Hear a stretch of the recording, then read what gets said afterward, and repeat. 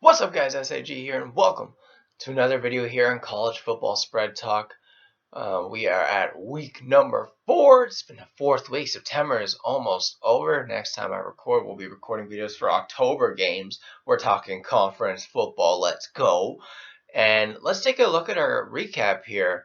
And last week we had a good week. Even though the money picks were just average at 4 and 3, man, if you just ride with my average picks, it's just money. I don't know what it is about these average picks, but when I put something on the average, it hits, and when I put something on the total, it hits too. Now, for our wins, for our money picks, we had Florida State minus 2.5, which won. Notre Dame, man, it's so frustrating. They end up losing. They're just not that good, and I'm starting to realize that. And Michigan, UConn just hit the under, guys. I was at the game, and everyone could hear me literally just being like, "Yeah!" when they took the knee late to secure the under. I actually had it at 59.5, and it shows how every point matters because Michigan won that game 59-0. Toledo straight up just got they stayed in it early, and then they got demolished by Ohio State, man. Ohio State just went off on them boys. Fresno State, that was one of the toughest losses in my opinion. They were really hanging around in that game, and then Jake Heinecker got injured, and it just all fell apart from there. Credits to USC. That's just a tough loss. I mean, I just blame it on the injury, bro. I mean, somehow we won with Florida State with Jordan Travis getting injured, but we really took some tough luck there. Louisiana Tech, and Clemson, that easily hit the over. I think it was 68 points in total, and the over was 53.5. Baylor got the job done against Texas State. So overall, we went 4 and 3 on our money picks. Now our average picks, we went 6 and 2. What a week! Georgia got the big win. Oklahoma got a huge win against Nebraska. Purdue just lost in the last minute in a pick'em. It shows how every point matters, really. Old Dominion picking up giving us the cover.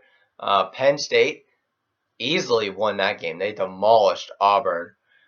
Kansas, they outright won the game, guys. They outright won. That says a lot. Michigan State lost. That may have been a heart pick, to be honest, because I knew Michigan State was a flop, to be honest. And Pittsburgh, they got the job done against Western Michigan. In our avoid picks, we went 5 and 2. Michigan, man, they demolished UConn. Got to give them credit. NC State got the job done in their game. LSU, with the +2, got us the win. Now, they not only covered, but they won. Florida, they almost lost against USF, so we didn't get the cover there. Eastern Michigan, not only did they give us the cover, they outright won the game, which was quite amazing. I don't know what it is about Eastern Michigan. When they play a big opponent, you better watch out, man, because it seems like once every 1 or 2 years, they're always beating a big team. And this time it's Arizona State, and it's the first time a MAC team has actually beat a Pac-12 team ever, which is quite incredible. BYU, we ended up losing in that. Oregon at home is something special, man. Credits to Bo Nix. And Texas A&M did give us the cover against Miami in what was quite the ugly game. So, all-time records are going to be posted on the side there. We are 8-11-1 in money picks, man. We're slowly crawling back, but man, it's been a tough start, but it's only been a few weeks. Our money picks are 26 and 2 at a 76% clip, guys. We're really rolling in our average picks. Sorry, maybe I should just call our average picks the average money picks, because for some reason they're just cashing every time. And our avoid picks are 60%. How about that? And the games I like to avoid, I'm winning. This pulls me to a total of 37, 23, and 4, which is a 61% clip. I mean, that's not too bad. I just hope the money picks can really balance everything out and push that overall clip even higher, because we're starting to really read these games correctly, I think. And I have some more games, of course, for you today. I think I only threw in one extra money pick this week. So that leaves us with a total of 5 money picks. 1, 2, 3, 4, 5, 6, 7, 8, 9, 10. 10 average picks and 4 avoid picks. So let's get the show started, guys. We're going to start with a Friday night matchup. That's tonight. I'm recording this on a Friday. It's Virginia taking on Syracuse. Syracuse are 9-point favorites. And I mean, for Virginia, man, their offense really hasn't cranked it up yet. I mean, they do have some good parts. Brendan Armstrong is a solid quarterback. It's just the explosion isn't there, and it's got to show up at some point. because it might need to. Because I don't know if the running game is going to be like it was the past two games where it hit the 240-yard mark. I mean, Syracuse's ground attack, I mean, they've been pretty good also, but they've been just okay lately. I mean, they did show up against Purdue, and their defense has been awful on third downs for Syracuse. They have 30 penalties in 3 games, guys. That's a lot. But I mean, Virginia, they turn the ball over a lot. They have 8 giveaways in their first 3 games, and that's been why the offense has kind of stalled. Their O line, they haven't been great, and third down conversions, they're just not good. I mean, Syracuse is playing with some serious cojones, guys, because they came out and rocked Louisville, and they made an amazing late comeback against Purdue, costing us money. And Garrett Shader is a really good quarterback. They got Sean Tucker at the running back. These guys can score. It's just kind of whether their defense can hold Virginia. And guys, I don't know about this one really. I think Virginia is better than people think they are, but at the same time, Syracuse is a really good team. But in my opinion, I just can't take Syracuse with 9 points. So in this game, I'm going to take Virginia plus 9. I don't like this game. I'm going to make this an avoid pick. This is one of my avoid picks, guys. Avoid this game. Enjoy it. Or if you know my record, bet Virginia plus 9. But I can't see Virginia really losing by more. But I just don't know about this game. I can't trust Syracuse that much right now. Next up, we have Baylor against Iowa State. And I mean, Baylor's running game is really good. I mean, Texas State, it had almost 300 yards, and it ran for 259 against Albany. Now, the Iowa State defense has been really good so far, but if they can establish the running game, they'll get everything else to go with it. And Blake Shapen has been pretty fine. He hasn't really made too many mistakes, and he's been accurate and kept everything moving. Not spectacular, but solid, and that's exactly what Baylor really needs. And, I mean, Iowa State's pass rush isn't that good. And, I mean, if you give Blake Shapen the time in the pocket, he can carve up your defense. So, I mean, we'll see. I mean, for Iowa State, I mean, it's been doing everything right defensively. Now, obviously, they have been playing Iowa and Ohio. So those are 2 horrible offensive teams, especially Iowa. But, I mean, their run defense was absolutely fantastic. And for Baylor, I mean, they have been playing well, but they've yet to really pull off a win against someone that's amazing. And it's beat up on 2 weak teams and couldn't get past BYU at BYU. Now, Iowa State does have the ability to dominate the clock, like Xavier Hutchinson and Hunter Deckers in that combination. And they could take the Baylor Bears completely out of their game plan. Now, in my opinion, guys, I think this is an overreaction. I'm taking Baylor plus the points here, guys. This is a ranked team with Blake Shapen at their quarterback that's pretty solid going up against the Iowa State team that hasn't beat anyone serious. So, guys, this is a bounce-back game for Baylor. Baylor's got something to prove. Now, they didn't play well against BYU, but this game they're going to look a lot better. I know they will. Once they get that running game established, they're going to be able to run that play action, and Shapen's going to be able to make some plays, guys. I can see it. This is a regression game for Iowa State because Baylor overall is a really talented team. That's a pretty solid defense. Their defense played great against Jaron Hall and that BYU team. Guys, I'm taking Baylor plus the points, and I'm making it a money pick. When I saw this shocked me. I mean, Iowa State is a decent team, but I mean, Baylor's a really good team, and we must not underestimate them. Next up is Clemson, -7, going up against Wake Forest. Now, Clemson's defense has been absolutely fantastic. Louisiana Tech just tried to keep throwing on them. I mean, if it wasn't for the 14 points late, we don't get this cover straight up on the total that we got, and they don't score 20 points. They score like 6. I mean, Brian Brees is back on campus after the tragic loss of his sister, and this run defense is only allowing 2.4 yards per carry, and they're forcing turnovers. Now, the Tigers, they haven't faced an offense like Wake Forest will bring, but the pass rush that hasn't needed to turn it loose will step it up, and their secondary should be able to hold up. And there's no fear about stopping the run. Now, I mean, the Demon Deacons, they will give it a shot, but the ground game won't go anywhere.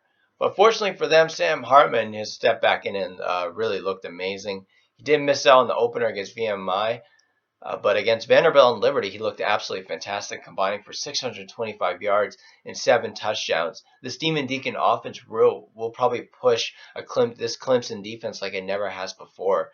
Now, Clemson's offense has been looking okay. Loigai is not that bad of a quarterback. I kind of like what he does with the read option, but it's nothing crazy. Now with some people, I kind of watched the highlights against Louisiana Tech. Now, to the people that say he's not an accurate quarterback, they're just lying because he made some great throws that game. He made some amazing throws. I think he can do the same against Wake Forest, guys. I'm going to take Clemson -7. I just think because it's 7, I think, let me double check. I think I put it as an average pick just because it's -7. I think the number's a bit high for me to make it a money pick. But, guys, Clemson is a great team. They're the 5th ranked team in the nation for a reason. People are disrespecting them right now. They're saying this isn't a 5th ranked team. This isn't that good of a team. And they hear this. But they got a great quarterback who's being really underrated in Loigai, and he's going to show up this game. He's going to be ready, and they're going to make a statement at Wake Forest. So I'm going to take them minus the points. -7. That's going to be an average pick, by the way, guys. Next up, let me just check. Yep, we got Penn State at home against Central Michigan. Big win for Penn State last week against Auburn. Now, with Central Michigan, really, I think the big thing we're kind of asking here is, will Penn State really keep focus? After a huge win against Auburn, it could be a hangover game, as like Danny Cannell likes to call it. But Penn State just, like, talent-wise, we know Penn State's a really good team. When they had a similar line like this against Ohio, they easily covered this line, and I took them. And Sean Clifford, of course, he's a fantastic quarterback. I mean, now, the Chippewas, they are pretty good at getting into the backfield, and they do have a pretty good run defense. And Daniel Richardson isn't that bad of a quarterback.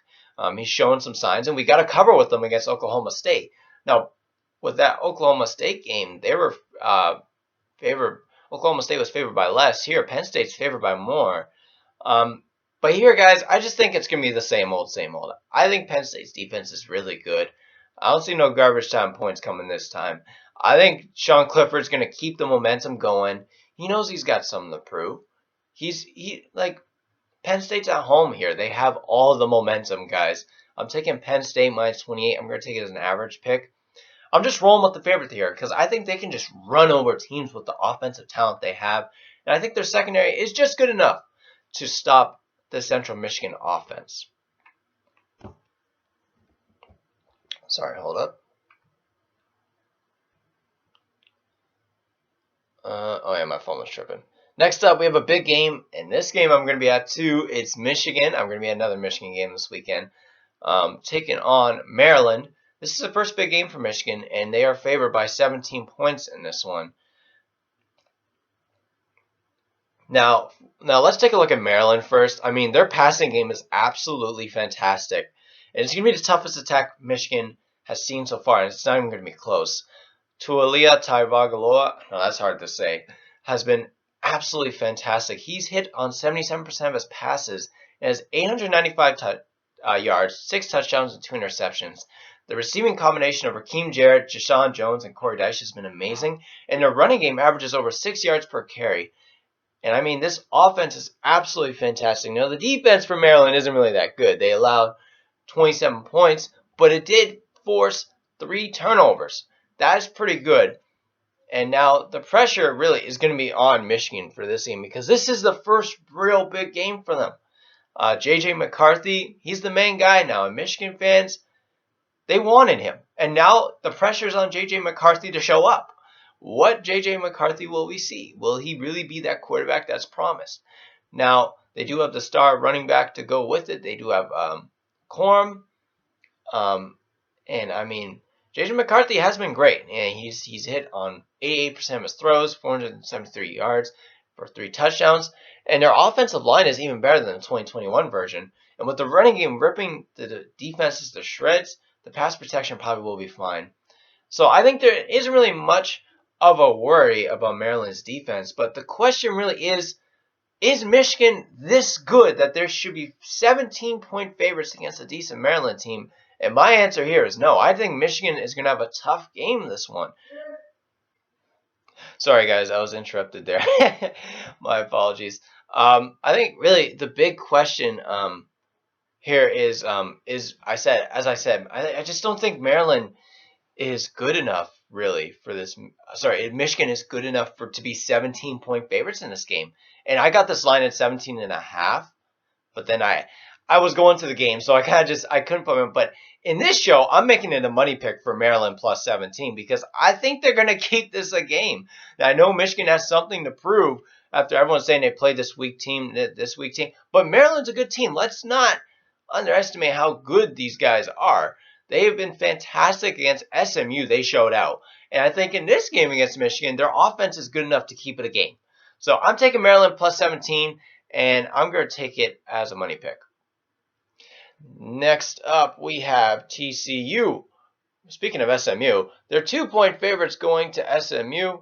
The line is actually at 1.5 point favorites for TCU. This line kind of has been moving a lot. Now, it's possible to be totally rested and ready to roll into week 4, and that's TCU. I mean, they had a layup win with Colorado, and they had a scrimmage against Tarleton State. And they've had 2 weeks off to get ready for this 30-mile trip on the I-30 to deal with the Mustangs. The Horned Frogs, they've had no problem whatsoever in the first 2 games under Sonny Dykes. Their pass game has been absolutely fantastic, and their running game averaged 9 yards of carry in Boulder. I mean, now Colorado is a layup. Let's call a spade a spade. These guys should be a MAC team. They're that bad. Like, send them to the FCS. They're trash. But I mean, with Chandler Morris still out, Max Duggan is good enough for TCU to get. And as long as they keep the turnovers down, they should be fine. Sonny Dykes is going to have something rolled up for SMU. And SMU does have a turnover problem. They have averaged 8 so far, and their run defense has really been shaky. Now, there is a chance SMU could be sharper because with this game against Maryland, they played a tough one in Maryland, and they only lost by 7. And their offense has been working. They're 10th in the nation in passing yards and 12th overall in total offense. And is going to be the toughest test TCU has faced. Now, Tanner Madarka, he does need to be more accurate. He's not even hitting the 60% mark. And he is spreading it around well with 10 touchdown passes. And he is more experienced to handle this moment against a Big 12 team. Now, it is only 2 games, but TCU doesn't have much of a pass rush either. So we'll see how that shows out against SMU. But in my opinion, I just think TCU is the better team. They're well rested. They're going to be ready for this game. And Sonny Dykes, I'm telling you, it's not a Friday night game. It's a Saturday game. This guy's going to come out strong. Guys, I'm taking TCU minus 1.5. It's basically them to win the game. I think TCU is just that good of a team. I think this is a game where they're going to show out. They've had 2 weeks to rest for this one against SMU. Next up, we have Florida going up to Knoxville to take on the Tennessee Volunteers. And Tennessee is 10.5 point favorites. Some lines you can find it at 11. I mean, goodness, we're talking double digits. I mean, Florida, they've been tough lately. Anthony Richardson had 1 good game and hasn't showed out since. I mean, they don't have a passing touchdown. But on the defensive side, they've been really good. They've been absolutely fantastic teams in the game. They do have a really good running game and do have a solid offensive line. Now, on the Tennessee side, they have been pretty good against bad teams in Akron and Ball State. Now, Pittsburgh was able to run a bit on them. Their defense is still pretty good. And Tennessee does take a lot of penalties. They have 24 penalties, and that's too many. And their special teams is a bit shaky. But Tennessee is a really good team. They have a fantastic offense with Hendon Hooker at the quarterback. And he's yet to throw an interception. And their running game has been pretty solid. But in my opinion, I think, this is a bit of an overreaction from Florida, guys, because Florida is still a good team that can keep this a game. 10.5 is just way too much, in my opinion. I'm taking Florida plus 10.5 on an average pick. And I'm doing this because I think Anthony Richardson is still a good quarterback. I'm not going to overreact and say he's trash. He does have some work to do, but he's good enough to keep this a game. His legs will also help this a lot. Next up, we have Indiana taking on Cincinnati. Cincinnati's 16.5 point favorites. You can find some lines at 17. Now, I mean, the Hoosiers, they've been just finding ways to win games. They're 3-0. Now, they probably should have lost against Western Kentucky. They probably should have lost against Illinois. I called them to beat Illinois. But they haven't. They've been able to, even though they've had some mistakes, Connor Bezelak has been able to get the job done. He's been balanced enough to keep the other teams on the sidelines long enough to win the game.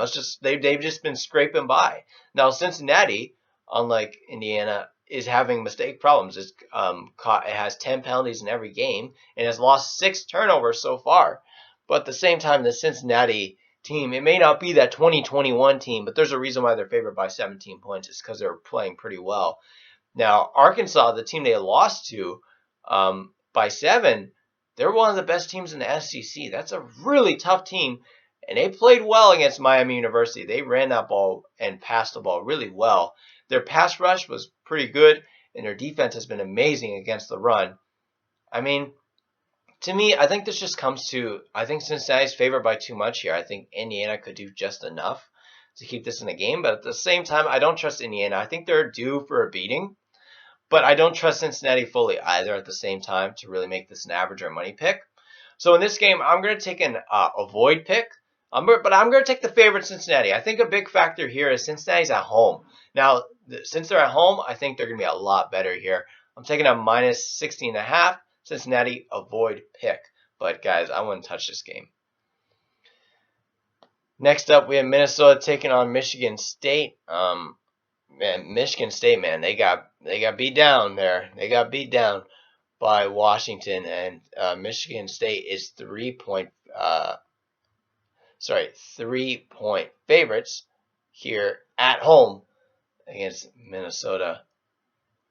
I mean, first let's start with Minnesota. I mean, man, since when did they become the greatest show on turf? Because they've been number 2 in total offense and number 2 in total defense.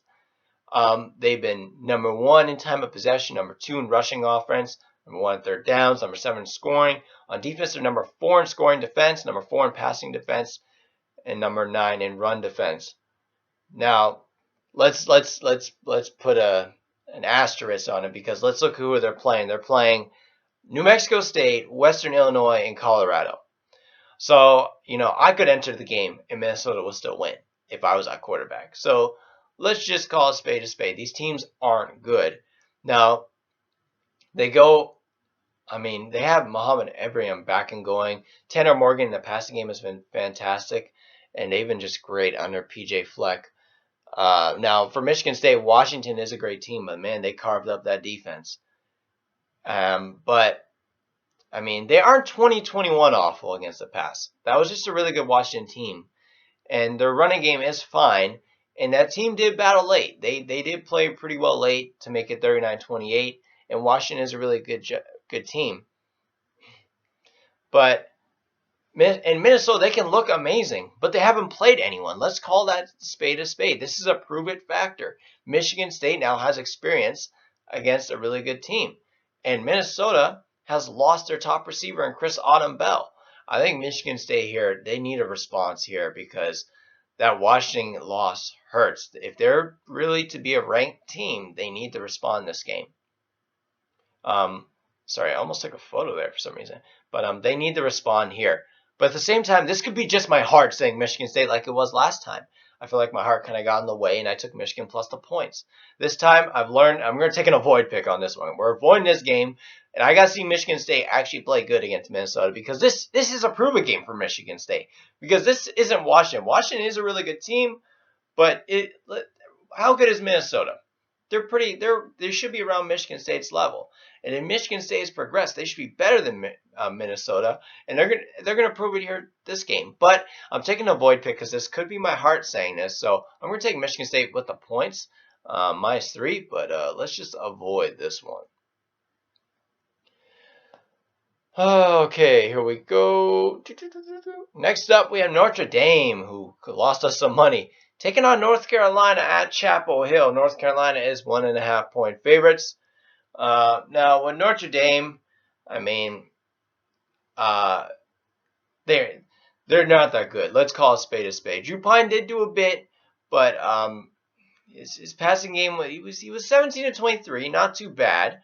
And I mean, here's the thing: they're taking on a North Carolina defense that's really bad.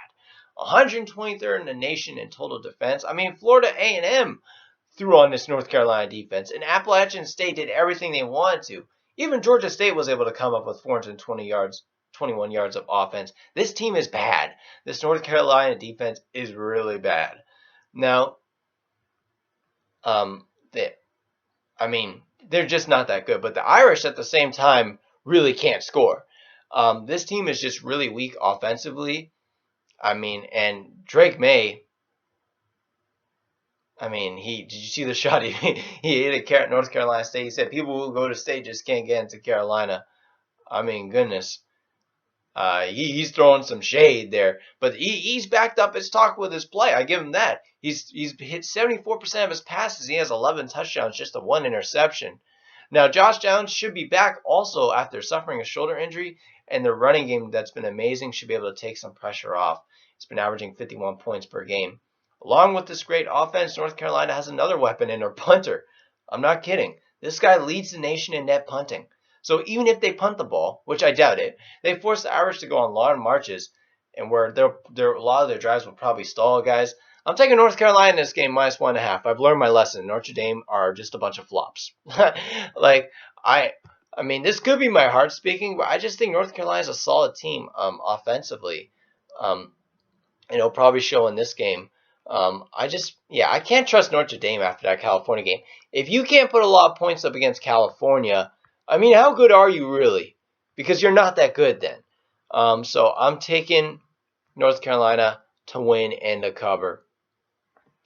Next up, we have Texas, who are 6.5-point favorites, going up against Texas Tech. This is a big game. Both teams, they failed to cover the previous games. And for Texas, that was a dangerous slam mine they just sidestepped. Sorry, my teeth there. UTSA is a solid team, and the Longhorns were banged up coming off a bad loss, a heartbreaking loss against Alabama, and everything set up for a massive letdown. But man, this team showed something different. Credit to them. Hudson Card was fine, and with Bijan Robinson went off. Sorry, they did get the cover. He had 3 touchdowns on a hurt ankle, and they won 41-20 because of their defense. Their defense was just fantastic. That running game rolled for almost 300 yards, but the difference this year is Texas's defense is actually really good. The overall stats may not be great, but it's only allowing 17 points per game, and their pass defense has been good enough to keep teams off the field. Now, Texas Tech's offense really hasn't kicked in yet, and their line hasn't been great, and the 7 turnovers are a bit much, but this is going to be a learning curve, really, for Texas Tech, and this is a huge game. This is like almost their Super Bowl. This is almost a bowl game for them. And really, I think it's going to come with time. Now, it hasn't been the high-octane attack that Western Kentucky had 2021, and that's what it's supposed to be with Zach Kittley. But I think it's going to take time, but once the turnovers slow down, they're going to be a lot better. And the biggest difference, though, is its defense. It shut down Houston to the run and kept NC State to just 270 yards in last week's 27-14 loss. And I think it really was the turnovers by the offense that did them in. The run defense is second best in the Big 12, and their passing attack leads the conference, even if, again, it's not going ballistic. Texas is going to have to put in some work to really get this over Texas Tech, because Texas Tech is a good team. It's just their offense. Now, it's easy to work on your offense. Your defense is what's hard to work on. But the offense, you can work on that. So Texas Tech has that defense that's rock solid. And this is a big game. Texas Tech is at home. This is why I just can't take Texas, because this is going to be a really hard game for Texas. I think Texas Tech is going to come to play this game. This is big for them. They're taking on their rivals here. But I'm going to avoid this game because I don't fully trust Texas Tech's offense. So I'm going to take Texas Tech plus the 6.5, making it an avoid pick. Next up, we have Kansas taking on Duke. Kansas is -9. And, Duke's unbeaten. That's quite something. Under Mike Elko, Riley Leonard in his passing game has been accurate and consistent. The running game has been every bit strong, and his defense is forcing plenty of takeaways. The offense has only given up 2 interceptions, and the defense forced 7 turnovers, and including a massive game sealer against to take on Northwestern. We made some money off that. I know Northwestern at home as a favorite is trash. So, Kansas is playing well, but the defense isn't doing anything to stop a third down attempt, and the running game has to work to pull this off. for Kansas, really.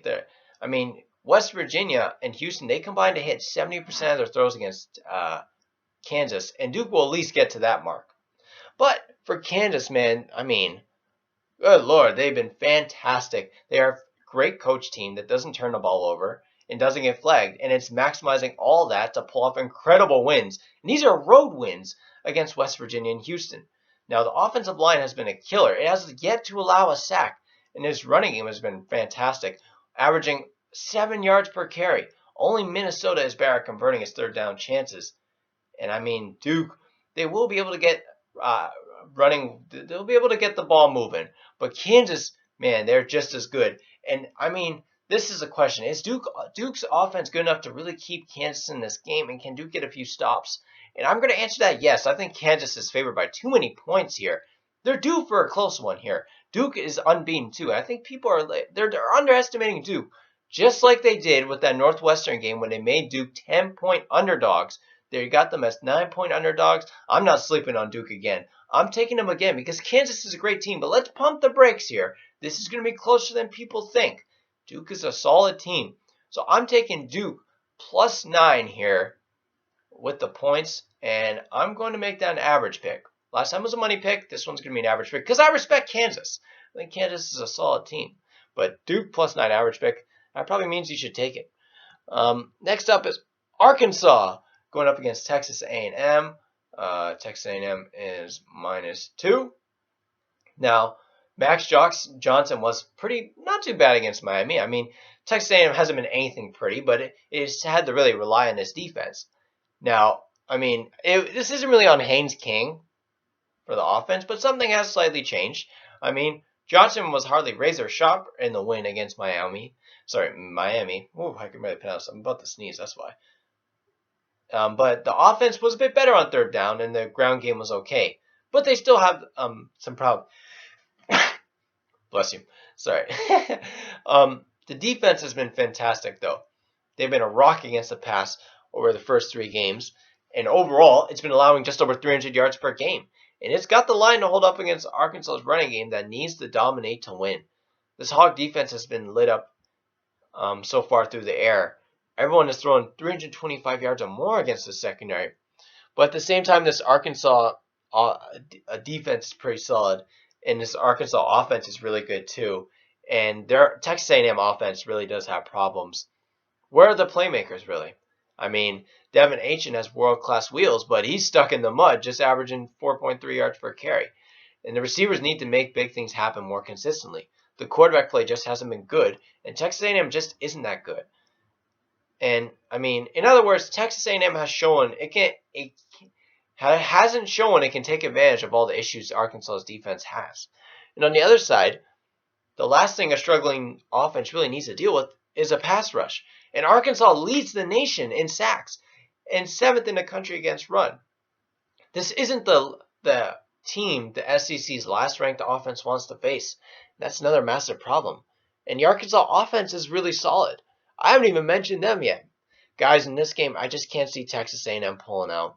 I think they're going to struggle in this game. But I'm going to make an average pick. A money pick. I'm not even making an average pick because I really think Arkansas is going to show out. I think they're a solid team. I'm going to take Arkansas plus 2. I got to edit down the thing. I have them -2, but I think it's plus 2. I'm going to double check. It's something around there. Just take it this way. Arkansas is going to win the game because they're just that good. And Texas A&M's offense has not shown anything for me to respect them. They're just bad. And this is a solid ranked Arkansas team. They're a 10th ranked team.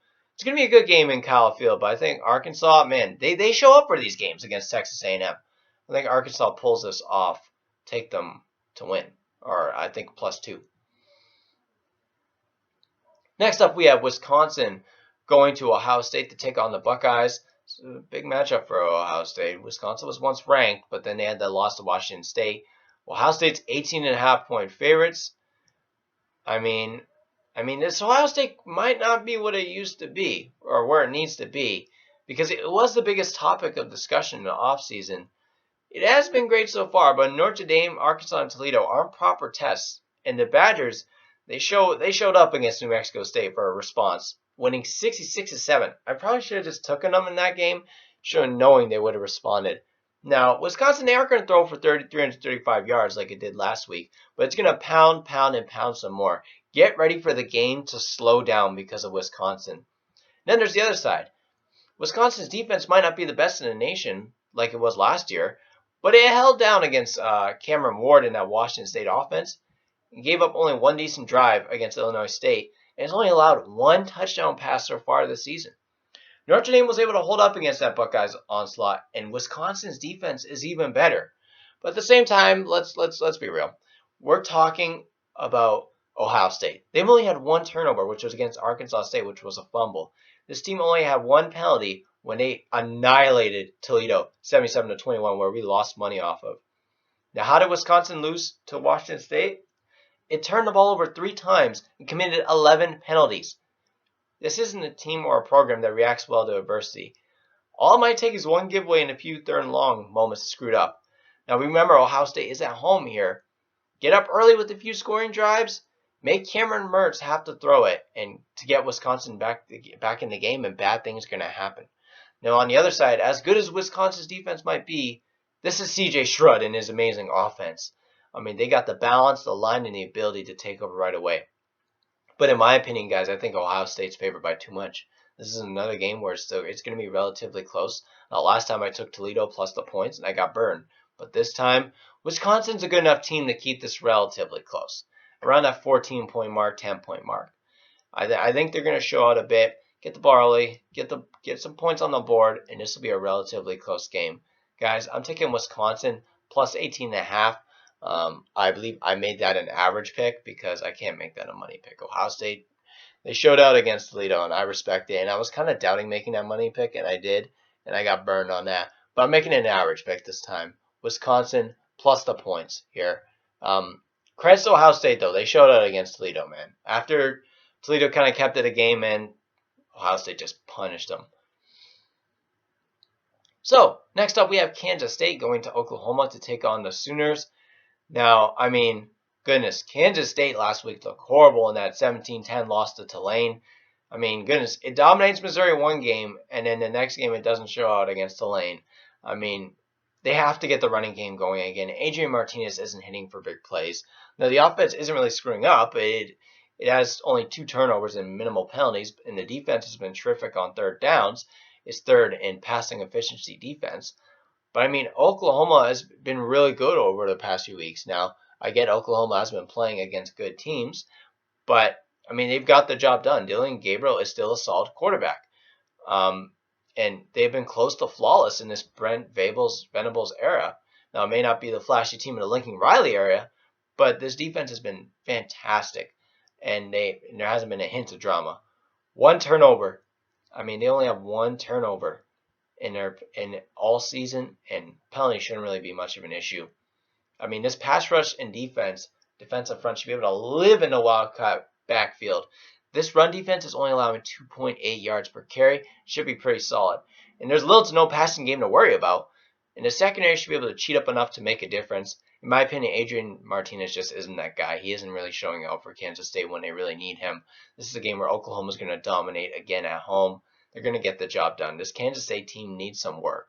And I think this isn't the game to do it. And just like this Nebraska game, I'm taking Oklahoma minus 13. I believe, let me double check. I think I have this as an average pick. Because I don't fully trust Oklahoma like that, but I'm going to take an average pick here. I'm taking Oklahoma with the points. I just think they're a really good team, and they're going to show out in this game too. And Kansas State doesn't look good. They're going to need some time.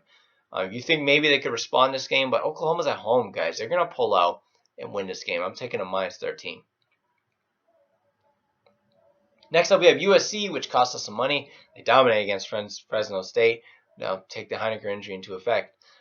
Taking Oregon State. In Oregon State, that's tough. Cascade Valley. USC is 6.5-point favorites.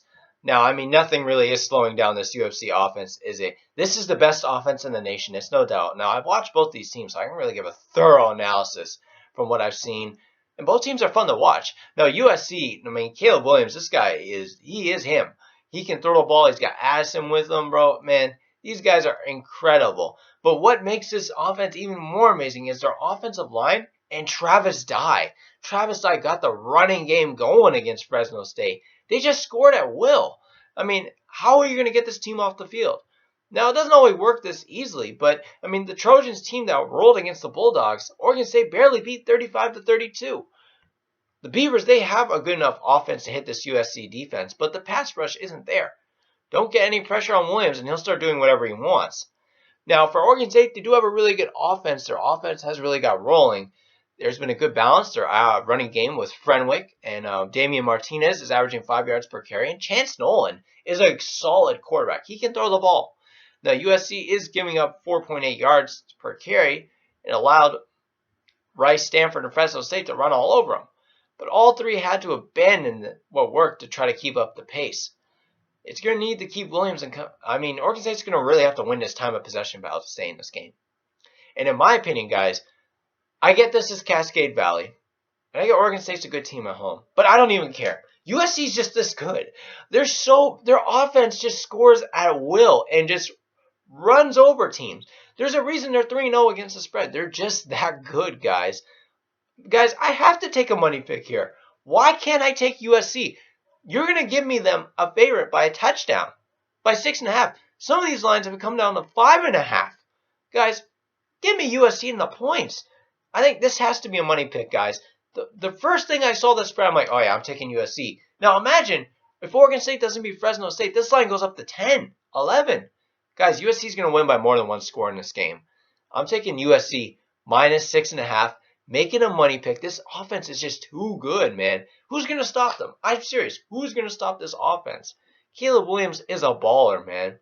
Heisman Trophy candidate, in my opinion. Next up, we have Stanford going to Washington. Washington is 13.5-point favorites. Now, looking at Stanford, their running game really did work against USC. It ripped apart Colgate, but that was expected. But against this Trojans defense, they bashed away with 221 yards and 3 scores, and their offense line looked better than it has in years. Their pass rush was solid in his first 2 games, and Tanner McKee is an accurate enough passer to take advantage of Washington's defense that's going to concentrate on the running game. The overall parts are there to keep this a game. This team has only played 2 games, but penalties haven't really been there. Just 7 in 2 games, and their kicking game is solid. Now, one thing with Stanford, though, they have turned the ball over way too much. They have fumbled it away 6 times in their first 2 games, giving up 9 turnovers in total. This Washington defense isn't doing enough to take the ball away over 3 weeks, but maybe a few turnovers will help them. Caleb Williams and USC ended up going in for 350 yards and 4 touchdowns against the Cardinals, and it could really be Michael Penix Jr.'s return. The former Indiana Hoosier is unstoppable, and he has close to 1,100 yards, 10 touchdowns, and 1 pick over his first 3 games. This offense is 4th in the nation in yards, 6th in scoring, and everything is operating in midseason form. In my opinion, guys, I think this spread is too much. This is an overreaction to a solid performance by Washington. Michigan State just probably isn't that good, really. Now, Stanford, I think, is a solid enough team to keep this a game. This could be a hangover game, guys. I just think 13.5 is a bit much. Hopefully you can get it at 14. You're telling me Stanford can keep this under 14? I think they can. I think Stanford is a solid team, and they're being underestimated. Against USC, they almost came back and covered the game straight up. Now here, guys, I'm going to take an average pick, and I'm taking Stanford plus 13.5 here. I just think they're good enough really to cover this game. Yeah, I just think Washington, they're due for a hangover game, and they're due for a regression game. They're a great team, but Stanford's a great team as well. Let's not disrespect Stanford here. So, guys, let's look at our recap. The record should be on the screen. So, for our money picks, we have USC minus 6.5, Baylor plus 3. We have Maryland plus 17, Arkansas minus 2, and I'm adding NC State minus 39. I mean, did you see what Drake May said about them? Oh, they're going to be ready. They're going to make a statement against UConn. Man, UConn's trash. NC State minus 39, guys. In average picks, we have Penn State minus 28, Florida plus 10.5. Oh, Baylor's plus 3, by the way. Not minus 3, plus 3. Clemson minus 7, TCU minus 1.5, Duke plus 9, Wisconsin plus 18.5. Florida State minus 17.5. I added that pick. I didn't cover that game. Florida State minus 17.5 against Boston College, average pick. Oklahoma minus 13 and Stanford plus the 13 and North Carolina minus 1.5. In our average picks, we have Cincinnati minus 16.5, Virginia plus the 9, Michigan State minus the 3, and Texas Tech plus 6.5. So guys, if you like what you're seeing, like, comment, and subscribe. I hope you all enjoyed the show, guys. And let's get this money, man. It's another week of college football. Let's cash, guys. This is Christopher Smithies here with SAG. Hope you all have a nice day.